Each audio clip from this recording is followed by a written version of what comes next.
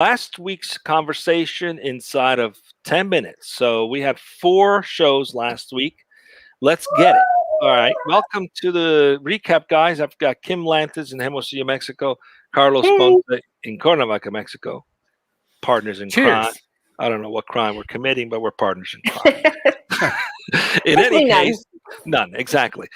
So we had 4 shows. I'm going to just read them out, and then we'll just pick one, whichever one resonated with you. Okay. We had headwinds facing the banking industry with Steve Andrews, who's the president and CEO of Western Bankers Association.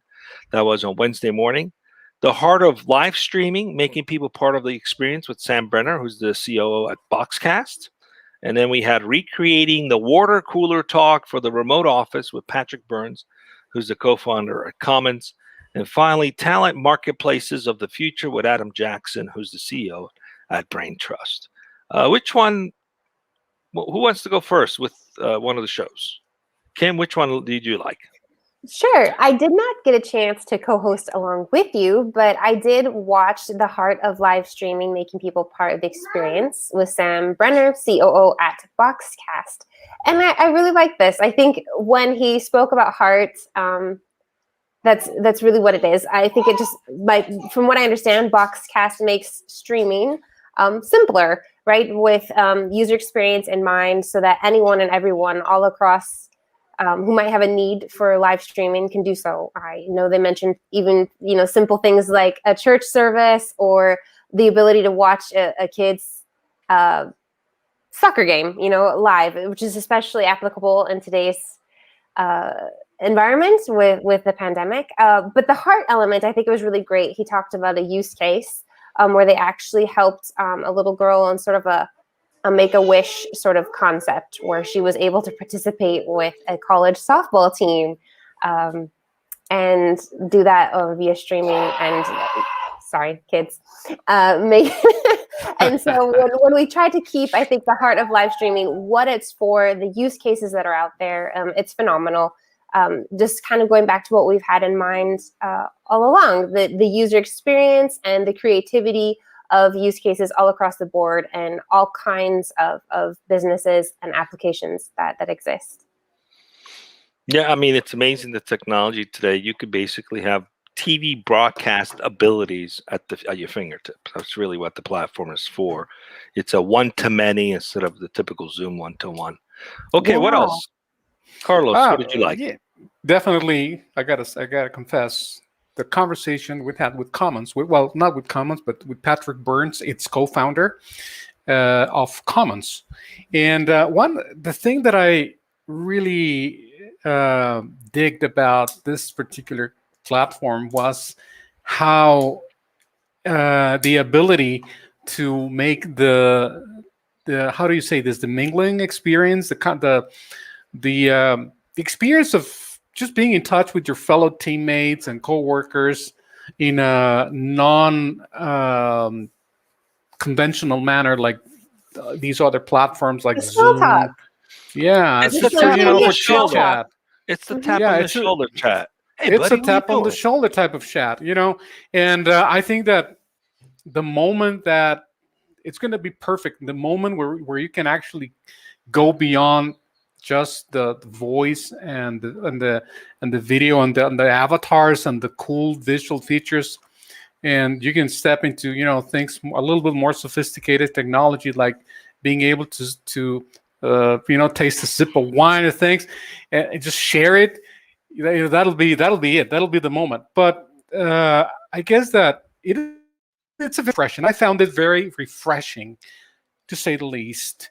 Because yes, granted, tools like Zoom and Google Meet, it's great for official types of communications, but this, this thing about just watching a cool avatar cartoon style and just hearing the voice in a casual way, it's very refreshing. And I think a lot of companies out there that so allow it or enable it should at least give it a try and just make the workplace more human. Yeah, so, like a virtual walkie-talkie where you can hang out and chill and be like, "Hey, what did you think of last night's movie?" It was great. I think it's got a lot of potential if they also build in some AI elements that actually triggers two people connecting randomly. That would be kind of cool based on interests. But the fact that they're thinking about this is fantastic. Then we had talent marketplaces, the future with Adam Jackson. Adam Jackson, yeah. The future of talent marketplaces with Adam Jackson of Brain Trust. Interesting conversation with them about they're not the traditional for-profit type company. They're actually more like a platform that really connects individuals with the demands of companies, and they facilitate those arrangements, but don't necessarily make a margin or a percentage on the transaction. They make money actually from the actual users themselves, the gig economy workers themselves. So as a result of that, those gig economy workers are also the owners of the platform. So it's based on a tokenized idea on a blockchain, which means everyone has equal say and vote to make changes so that they actually are in charge of their own destiny, versus the traditional, the Fiverr or Upworks, great platforms, but someone's dictating the plan, how it's going, making all the rules and decisions. Whereas in this environment, it's democratized, so everyone has a say and has participation. There's a co-ownership element to it that really feeds the need for people to have that sense of independence and entrepreneurship.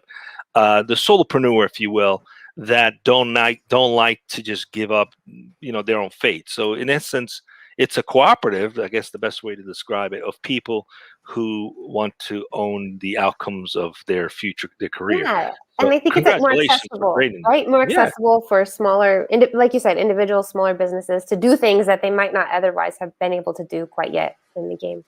Exactly. All right. Then we also had one more show that was headwinds facing the banking industry. That was with Steve Andrews, who's the president and CEO of Western Bankers Association. I co-hosted that with Ram Ganesan. It was interesting conversation about the future of banking and some of the challenges that they're facing. Margins are constantly becoming razor thin, and regulation makes it difficult for them to be competitive. So it's not all peaches and cream ahead for the banking industry. And unless you're a large bank, you don't have the resources to compete. And if you're a small bank, you have the ability to be nimble, but you don't have the resources to deal with the regulatory challenges. So you're kind of in a catch-22 in that industry, which requires ongoing reinvention, disruption, and change in order for them to be agile and nimble. So, with headwinds also come opportunity, but those opportunities are basically reserved for those who can move fast and can adapt to the needs of the marketplace.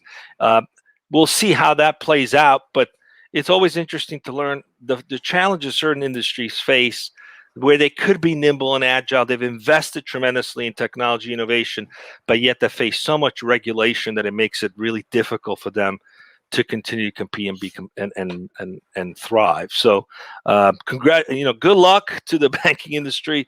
Keep innovating, finding new ways. There's always opportunities for the newcomers to figure out a way to disrupt that. But interesting show nonetheless. All right, what do we got coming up this week? I think we have a shorter week this week than we usually do. Tulio. We have 2 interviews. Tomorrow, we'll be speaking with Ricardo Regalado, the principal of Route, which is on online tracking platform. And also on Thursday, we're going to be speaking with Bruce Licharwick. I hope I pronounce it right, and if not, please bear with me. The president and CEO of Galen Robotics, and the topic is going to be digital surgery as a service, the future of surgical robotics. Yeah. So I think it's going to be that's going to be interesting. Okay. Stop competing on Tulio. He's the one who gets to murder the last man. Exactly. Yeah. All right.